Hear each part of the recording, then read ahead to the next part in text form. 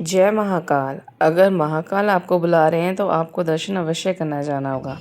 हमने पहले Volvo book करी, उसके बाद वोल्वो के बाद हमने शाम के टाइम वोल्वो बुक करी और सुबह हम महाकाल के दर्शन के लिए निकल गए।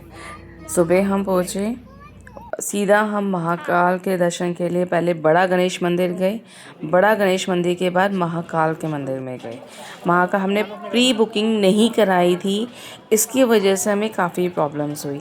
ऑनलाइन बुकिंग 250 रुपीज़ की ऑलरेडी अवेलेबल होती है, तो प्लीज़ अपनी बुकिंग्स करा के चलिए। अगर आप बुकिंग नहीं कराओगे तो आपको काफ़ी खर्चा करना पड़ेगा। हम मंदिर में गए, महाकाल मंदिर, हमने वहाँ रुद्राभिषेक कराया। फिर हम महाकाल के मंदिर के अंदर हमने दर्शन किए। वहाँ पे हमने वीआईपी की जगह से एंट्री ली थी, तो हमने अच्छे से महाकाल के दर्शन किए। महाकाल के दर्शन करने के बाद हमने अंदर के मंदिर में एंट्री ली। अगर आप फ्री वाला करोगे तो आप अंदर के जो महाकाल के मंदिर हैं इम्पॉर्टेंट, आप उसमें एंट्री नहीं कर पाओगे, इसलिए अपनी 250 रुपीज़ वाली बुकिंग करा के चलिए। ये महाकाल के अंदर डिफरेंट ज्योतिर्लिंग्स होते हैं।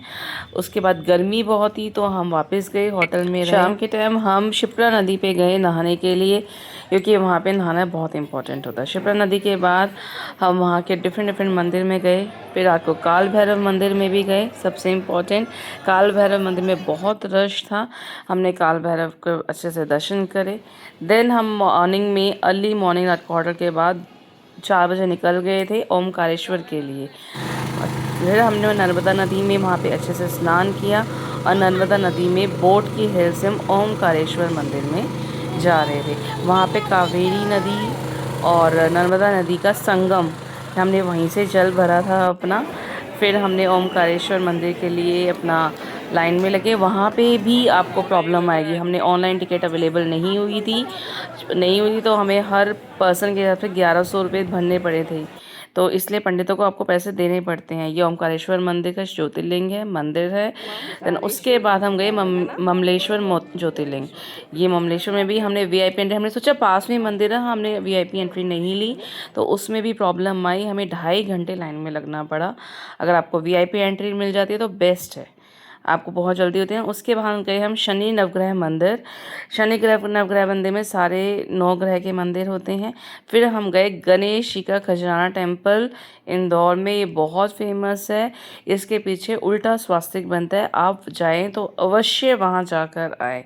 सबसे अच्छा गणेश जी का खजराना टेम्पल इंदौर में है। के गणेश जी के टेम्पल के बाद उसके बाद हम गए वापस होटल, और वहाँ से हम गए हरसिद्धि मंदिर। ये हरसिद्धि मंदिर में पूरे ऊपर जोत लगती है। हरसिद्धि मंदिर की आरती बहुत अच्छी होती है, आप वहाँ अवश्य जाएं। उसके बाद हम रात को सिर्फ 1 घंटा सो के मॉर्निंग में महाकाल की भस्म आरती के लिए गए। तैयार होकर साड़ी और धोती वगैरह पहन के सबने, भस्म आरती में भी आपके 2100 रुपये पर बंदे की एंट्री है, या फिर आप जाके करो। उसके बाद हम गए मंगलनाथ मंदिर उज्जैन में, जहाँ पर आपके मंगल कार्य के लिए पूजा भी की जाती है। आप वहाँ पे आके अवश्य पूजा करें। जय महाकाल।